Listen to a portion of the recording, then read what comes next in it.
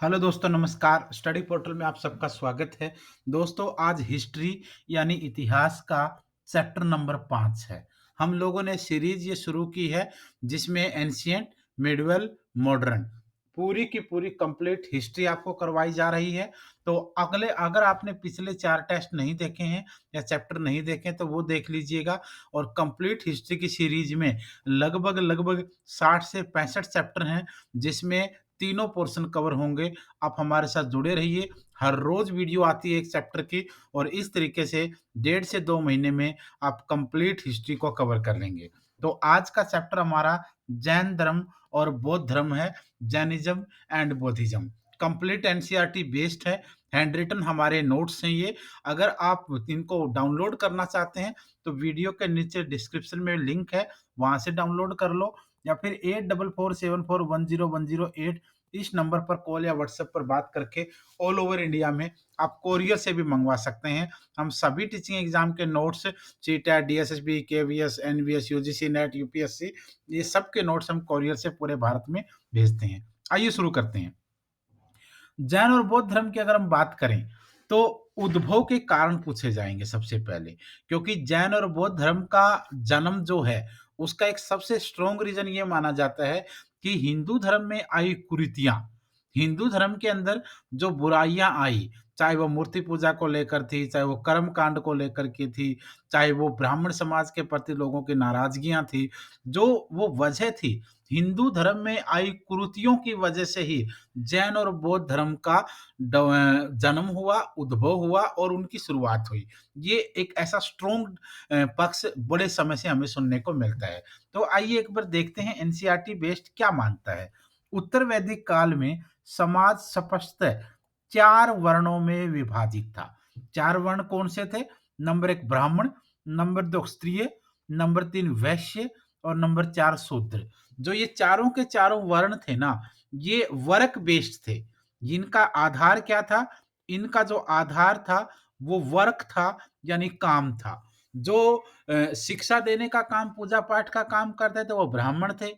जो युद्ध लड़ते थे, जो सेना में होते थे, जो राजा का काम करते थे वो क्षत्रिय थे। वैश्य में कृषि, पशुपालन, व्यापार सब वैश्यों के हाथ था। और जो शूद्र थे वो ऊपर वाले तीनों पक्षों की या तीनों के तीनों वर्णों की सेवा में लगे रहते थे। ये एक पूरे का पूरा एक अलग सा पैटर्न यहाँ पर आपको देखने को मिलेगा। प्रत्येक वर्ण के कर्तव्य जो थे वो अलग-अलग निर्धारित थे। प्रत्येक वर्ग के जो काम थे वो ऑलरेडी डिफाइन थे और उन्हीं के आधार पर वो वर्ण बने हुए थे।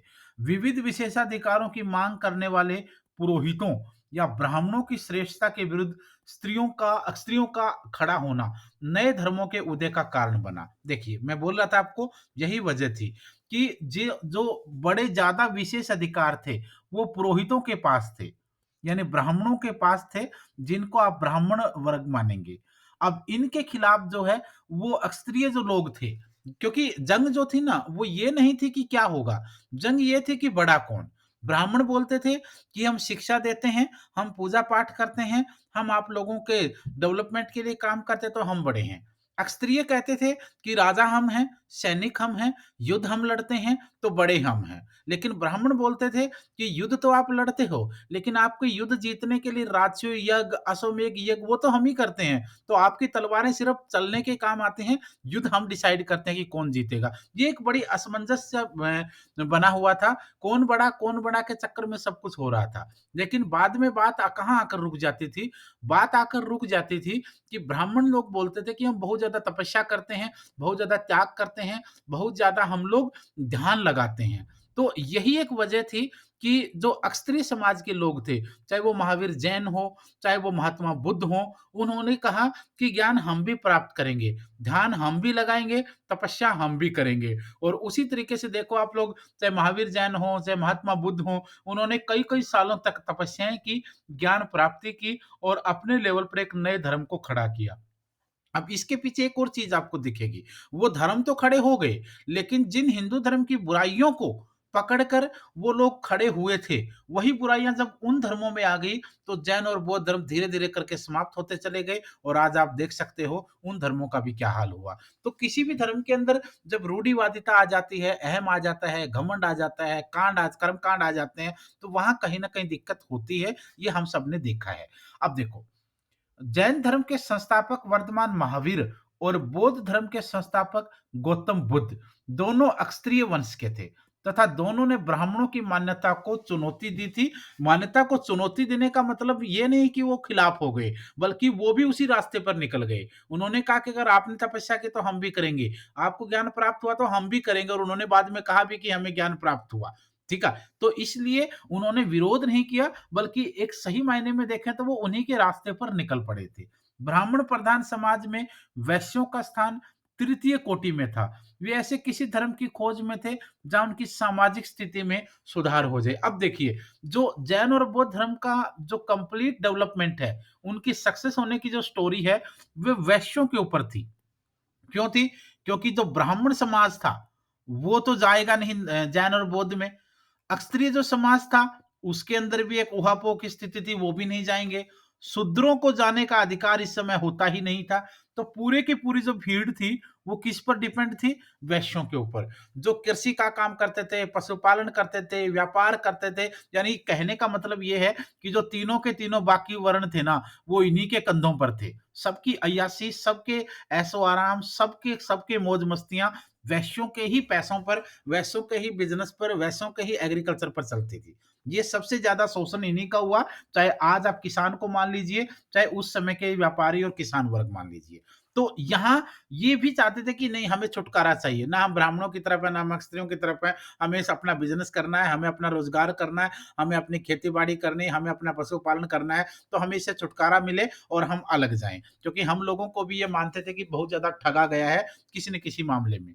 वणिकों, जो सेठी कहलाते थे, ने गौतम बुद्ध और उनके शिष्यों को अत्यधिक मात्रा में दान दिए थे, ये माना जाता है। बौद्ध और जैन दोनों संप्रदाय सरल, शुद्ध और संयमित जीवन के पक्ष में थे। बौद्ध और जैन दोनों धर्मों के भिक्षुओं को आदेश था कि वह जीवन में विलासिता, ये एक वर्ड देखिए, लग्ज़री लग्ज़री चीज़ें, विलासिता की वस्तुओं पर उनका उपभोग ना करें। बौद्ध धर्म और जैन धर्म ने अपने भिक्षुओं को कहा था कि वो विलासिता की चीजों से दूर रहें। ये इसलिए कहा था क्योंकि इन लोगों का ब्राह्मणों के ऊपर ये आरोप था कि वो विलासिता भरा जीवन जीते हैं, वो बड़ा-बड़ा दान लेते हैं, ऐशो-आराम की चीज़ों में रहते हैं, बड़े-बड़े घरों में रहते हैं, धन-दौलत रखते हैं, जेवर रखते हैं, ये उनका आरोप था। अब इन्होंने कहा, अपने लोगों को कहा कि तुम इससे दूर रहना। अगर इससे दूर नहीं रहे तो हमारे और उनके तुम्हारे अंदर अंतर क्या, हमारे और उनमें अंतर क्या रह जाएगा? फिर लोग हमारे पीछे नहीं आएँगे। तो ये एक एग्ज़ाम्पल सेट करने की कोशिश इन्होंने की कि हम लोग विलासिता के आस-पास नहीं हैं, आप हमारे संप्रदाय में आ जाइए। वर्धमान महावीर और जैन संप्रदाय की शुरुआत की अगर हम बात करें, तो जैन शब्द जो है वो संस्कृत के जिन शब्द से बना है। किससे बना है? जिन शब्द से, जिसका अर्थ है विजेता, यानी जीतने वाला। और यहाँ विजेता किसका है? इंद्रियों का है, जितेंद्रिय है, ज्ञान इंद्रियों को विजेता माना जाता है, वही आप लोगों को यहाँ पर जैन शब्द से शुरुआत मानी जाएगी।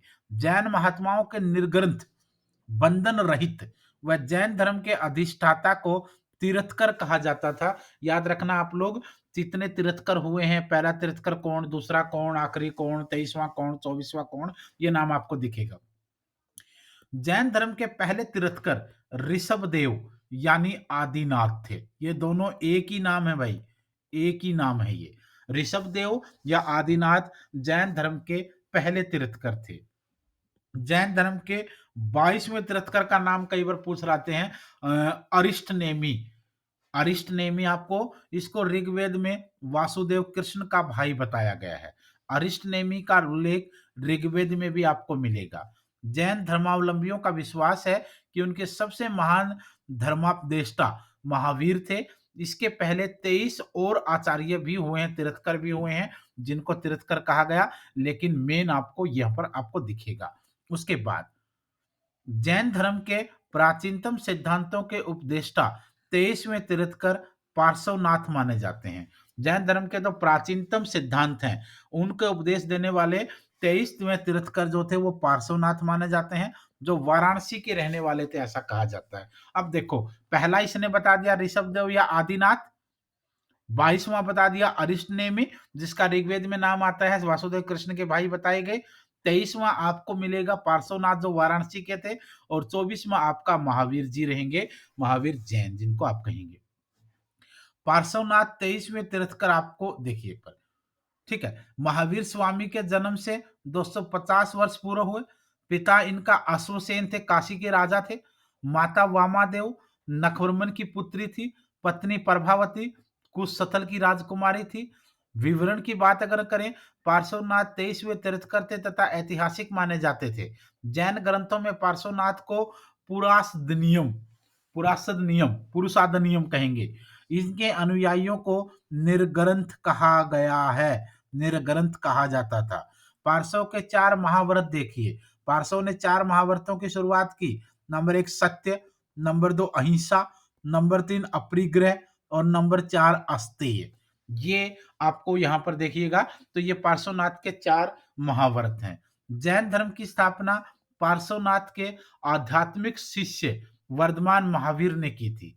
जैन अनुश्रुतियों के अनुसार पार्श्वनाथ को 1000 वर्ष की आयु में संवेद पर्वत पर निर्वाण प्राप्त हुआ था। जैन धर्म के 5 व्रत कौन से रहे फिर आगे चलकर, क्योंकि देखो बाकी चारों सही हैं। महावीर जैन ने एक और जोड़ दिया, अहिंसा सेम है, सत्य अमृषा वही रहेगा, अस्तेय अवोर्य रहेगा, अपरिग्रह रहेगा, और ब्रह्मचार्य जो वर्ड है वो एक नया जोड़ा गया, एक नए का नया वर्त जोड़ा गया। ये कहते हैं कि यहीं से जैन धर्म एक बहुत बड़े लेवल पर ऊपर गया, क्योंकि इसकी जरूरत इस समय लोगों को थी और ये लोगों के दिमाग को क्लिक कर गया।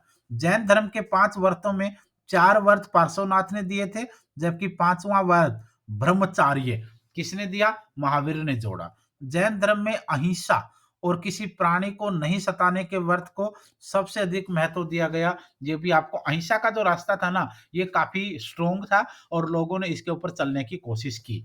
जैन धर्म 2 संप्रदायों में विभक्त हो गया, श्वेतांबर और जो सफेद वस्त्र धारण करने वाले हैं, दिगंबर जो नग्न रहने वाले हैं। इसके पीछे भी एक बड़ी स्टोरी मानी जाती है, क्योंकि जब शुरुआत के अंदर इन लोगों ने शुरुआत दिगंबर से की, नग्न रहने से की, लेकिन जैसे-जैसे समाज आगे बढ़ा, जैसे-जैसे धर्म के अनुयायी बढ़ने लगे, वैसे-वैसे कहीं न कहीं ये धारणा बनने लगी कि नहीं, एक सभ्य समाज के अंदर नग्न रहना कहीं न कहीं वो इतना उचित नहीं है जितना होना चाहिए। लोग इनके धर्म में आना तो चाहते थे, लेकिन नग्न रहने की व्यवस्था देख कर के वो लोग पीछे हट जाते थे।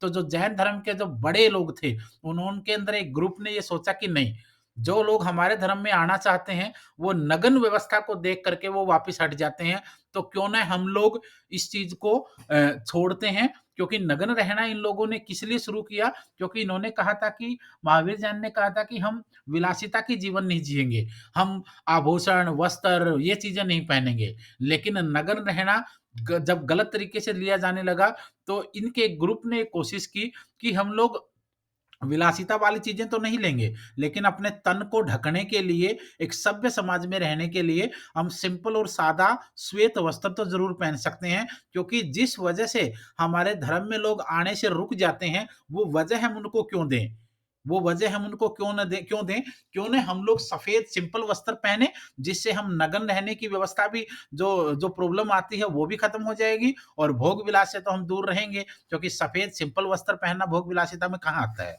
उसके बाद बात आती है जैन साहित्य की। जैन साहित्य के बारे में, जैन साहित्य को आगम कहा जाता है। याद रखना, बहुत बार क्वेश्चन पूछा जा चुका है। जैन साहित्य को आप लोग आगम कहते हैं। जैन साहित्य में 12 अंग, 12 उपांग, 10 प्रकीर्ण, 6 छेद सूत्र, 4 मूल सूत्र, 1 नंदी सूत्र व 1 अनुयोग द्वार है। ये याद रखना आपको, 12 अंग, 12 उपांग, 10 प्रकीर्ण, 6 छेद सूत्र, 4 मूल सूत्र, 1 नंदी सूत्र और 1 अनुयोग द्वार है। जैन धर्म में मोक्ष पाने के लिए सम्यक ज्ञान, सम्यक ध्यान और सम्यक आचरण आवश्यक है। क्या-क्या चाहिए? सम्यक ज्ञान, समान ज्ञान होना चाहिए, सम्यक ध्यान होना चाहिए आपका, और सम्यक आपका आचरण होना चाहिए। ये तीनों जैन धर्म के त्रिरत्न माने जाते हैं, अर्थात 3 जौहर भी इनको कहा गया। जैन धर्म पूर्व जन्म व कर्मवाद में विश्वास करता है। इसके अनुसार कर्मफल ही जन्म और मृत्यु का एकमात्र कारण है। जैन धर्म में युद्ध व कृषि दोनों वर्जित है। अब देखिए भाई, यहाँ पर आप लोगों को एक बड़ी तस्वीर दिखेगी। जैन धर्म के अंदर इन्होंने गलती क्या कर दी? जैन धर्म के लोगों की जो मिस्टेक हुई, क्या हुई? मिस्टेक। जैन धर्म के लोगों की जो मिस्टेक हुई, जिसको आप लोग गलती कहेंगे, वो सबसे बड़ी गलती क्या हुई? इन्होंने युद्धों को तो बैन कर ही दिया, इन्होंने युद्धों को तो बैन कर ही दिया, ये सबसे बड़ी गलती कर बैठे कि इन्होंने एग्रीकल्चर को भी वर्जित कर दिया। ये सबसे बड़ी दिक्कत हो गई। क्यों? देखो, वैसे तो युद्ध भी जरूरी है, क्योंकि अगर आपके पास सेना नहीं है, आपके पास गार्ड नहीं है, आपके पास पुलिस नहीं है, आपकी कोई मदद ही नहीं करने वाला है, तो फिर सामने वाला तो जो ताकतवर है वह तो आपको सताएगा सताएगा। तो युद्ध भी जरूरी होते हैं कभी कभी, चाहे युद्ध ना करो, लेकिन सेना और आपकी सिक्योरिटी आपके पास होनी चाहिए। लेकिन चलो वहां तक भी बात एडजस्ट हो जाती। इन्होंने क्या कर दिया? कृषि पर बैन लगा दिया, कृषि को प्रतिबंधित कर दिया। और इनके धर्म में आने वाला सबसे बड़ा वर्ग कौन सा था? वैश्य था। और वैसे ही लोग कृषि करते थे, वैसे ही लोग पशुपालन करते थे। पशुपालन भी कृषि पर ही निर्भर होता है, पशु कुछ और तो खाएंगे नहीं। तो ये सारी चीजें जो थी, ये सबसे बड़ा इनका ड्रॉबैक रहा। यही वजह मानी जाती है कि ये लोग इतने अहिंसक हो गए, इतने अहिंसक हो गए कि इन लोगों ने अहिंसा को एक ढोंग बना लिया। ये सबसे बड़ी ये सॉरी टू से, इन्होंने एक बिल्कुल इतना स्ट्रिक्ट बना लिया कि लोगों का जीवन जीना मुश्किल हो गया। पैदल चलो तो नंगे पाँव, देखो कुछ नीचे ना आ जाए, सांस लेने के लिए कपड़ा, चलो वहां तक भी ठीक था। लेकिन कृषि को जब इनसे पूछा गया कि खाएंगे क्या, इन्होंने कहा कि पेड़ों पर जंगलों में बहुत कंदमूल होते हैं, हम वो खा लेंगे। यानी ये कहने का मतलब ये था कि जो डेवलपमेंट किया था मनुष्य ने, जो आदि मानव से मानव के समाज में आए थे, ये मानव को वापिस आदि मानव के समाज के रास्ते पर लेकर जा रहे थे। तो यहाँ दिक्कत हुई और लोगों ने इनके धर्म को छोड़ना शुरू कर दिया, और जो आ रहे थे वो भी रुक गए। ये एक सबसे बड़ा गलत डिसीजन माना गया उस समय में, जो काफी खतरनाक था। इनका जो कहना था वो ये था कि कृषि चल करने के लिए हल चलाना पड़ता है, और जब हल चलता है जमीन में तो बहुत सारे जीव जंतु मारे जाते हैं। बट वो एक अलग चीज थी। 24वें तीर्थकर जो महावीर जैन है, उनके बारे में कुछ क्वेश्चन बार बार पूछे जाते हैं, एक बार देखिएगा। सबसे पहली बात आती है जन्म, 540 बीसी ईसा पूर्व, वैशाली के कुंडग्राम के निकट बिहार जन्मस्थल है। पिता सिद्धार्थ वज्जी संघ के कुंडग्राम के ज्ञात्रक अक्षत्रिय कुल के प्रधान हुआ करते थे। माता त्रिशला लिच्छवी शासक चेटक की बहन थी। बचपन का नाम इनका वर्धमान महावीर था। पत्नी का नाम यशोदा, पुत्री का नाम प्रियदर्शनी, प्रियदर्शनी। दामाद जमाली, जमाली जिसको कहेंगे, दामाद भी था और पहला शिष्य और पहला विरोधी भी था। शिष्य के रूप में जो मेन माना गया वो मखली पुत्र गोसाल। प्रथम शिष्य जमाली, जामाली दामादी तो हो ही गया आपका। द्वितीय विरोधी तीसगुप्त माना गया, पहला विरोधी भी दामादी था, दूसरा तीसगुप्त। गृह त्याग 30 वर्ष की आयु में बड़े भाई नंदीवर्धन के कहने से ज्ञान प्राप्ति 12 साल की तपस्या के पश्चात हुई। ज्ञान प्राप्ति का सतल है जुम्बिक ग्राम में रिजुपालिका नदी के किनारे हुआ। साल वर्ष के नीचे इनको ज्ञान की प्राप्ति हुई। पहला प्रमुख उपदेश राजगृह में वितुलाचल पहाड़ी, विंध्याचल पहाड़ी पर स्थित वाराकर नदी के किनारे, विंध्याचल कह सकते हैं आप लोग। प्रमुख उपाधि कैवलीन, कैवल्य सर्वोच्च ज्ञान प्राप्त व्यक्ति को कहा जाता है। जिन विजेता होता है, निर्ग्रंथ बंधन रहित इनको कहा गया, अरहत कहा गया, पूज्य कहा गया। जीवन का अंत हुआ पावापुर राजगृह बिहार में 72 वर्ष की आयु में। 468 ईस्वी में ईसा पूर्व में सस्ती पाल के यहाँ इनका देहांत हो गया। तो यानी जीवन का अंत हो गया, निर्वाण हो गया। जैन धर्म के उल्लिखित ज्ञान की अगर हम बात करें तो सबसे पहले मति कहा जाता है। इंद्रिय जनित ज्ञान, श्रुति श्रवण ज्ञान, अवधि दिव्य ज्ञान, मन पर्याय अन्य व्यक्तियों के मन मस्तिष्क का ज्ञान, कैवल्य पूर्ण ज्ञान। दो प्रमुख जैन संगीतियां देखिए आप। प्रथम संगीति पाटलिपुत्र में हुई, सतुलभद्र की अध्यक्षता में, 300 से 298 बीसी। यहीं पर जैन धर्म के टुकड़े हुए थे, यहीं पर जैन धर्म के टुकड़े हुए, श्वेतांबर और दिगंबर में जैन धर्म बटा। दूसरी संगीति हुई वल्लभी गुजरात के अंदर, देवार्धी शर्माघर्मण और श्वेतांबर आचार्य के उसमें 512 ईस्वी पूर्व, 512 बीसी आएगा यहाँ। एडी आ जाएगा। इसको आप इसको क्योंकि यहाँ से आप वापस आते-आते दोबारा नहीं जाएँगे, तो यहाँ पर आपका ईस्वी रहेगा। ठीक है, यहाँ पर हो गया। अब ये यहाँ पर क्या हुआ, इनके जैन धर्म के ग्रंथों को लिखा गया था, दोबारा से इनको रीराइट किया गया था। प्रमुख जैन तीर्थंकर एवं उनके प्रतीक।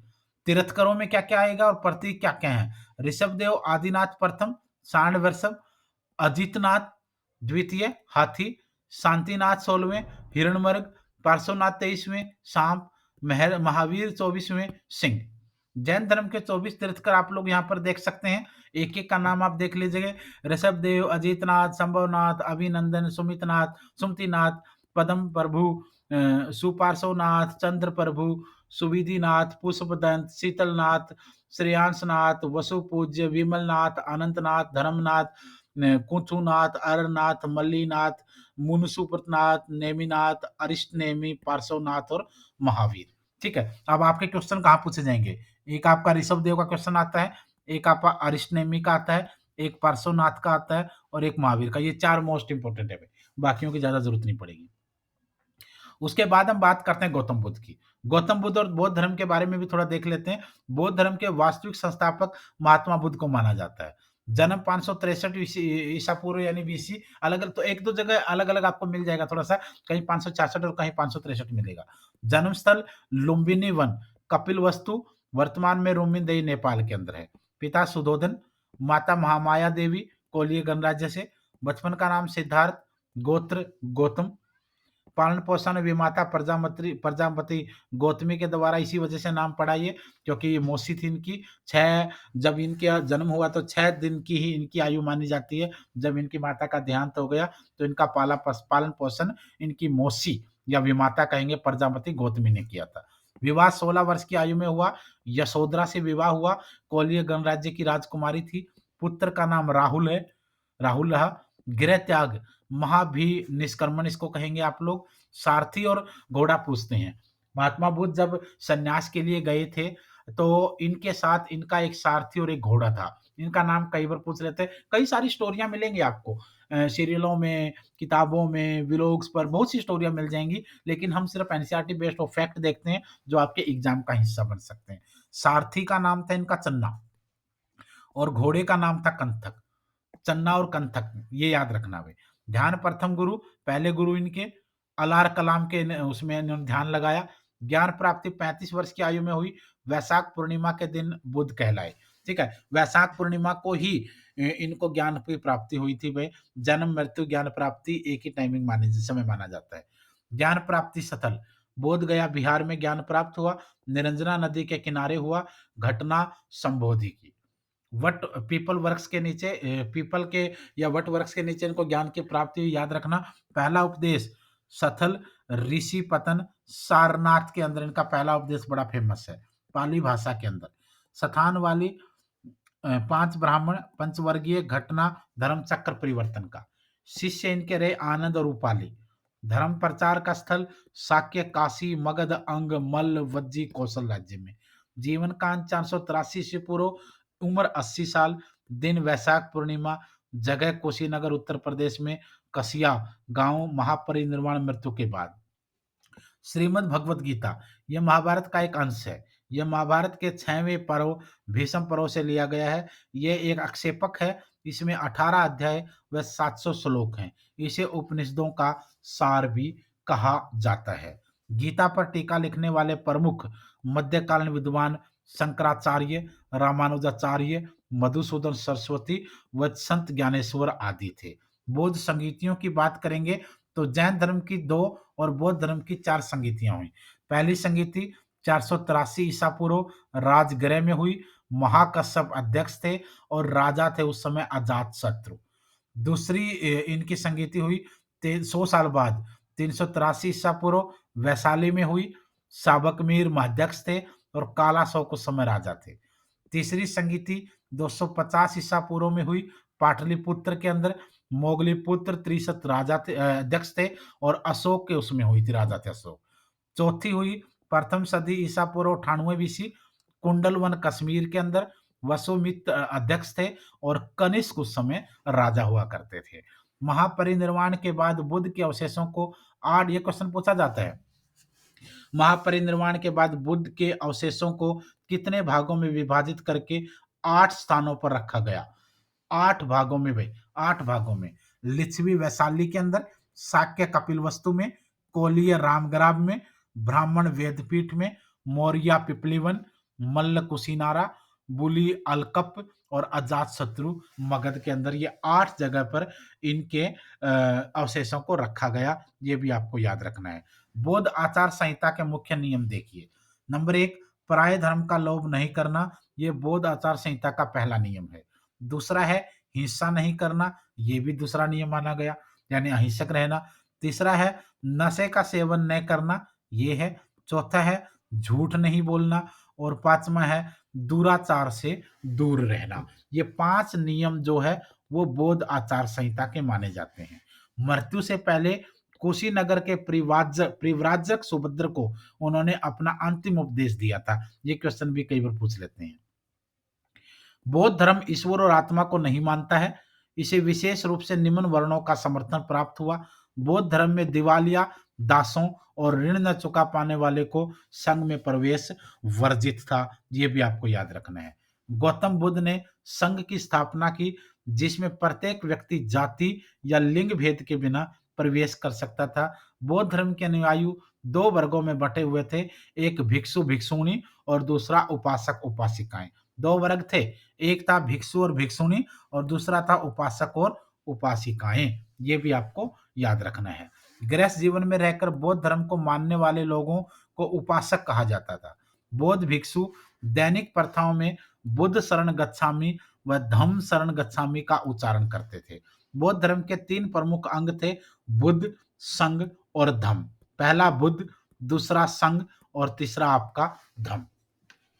विष्णु के अवतारों की अगर हम बात करें, विष्णु के अवतारों की अगर हम बात करें तो नंबर 1 मत्स्य, number 2 Kurma, number 3 Varaha, number 4 Narasimha, number 5 Vamana, number 6 Parashurama, number 7 Shri Ram, number 8 Shri Krishna, number 9 Shri Buddha और नंबर 10 कल्कि यानी कल्कि।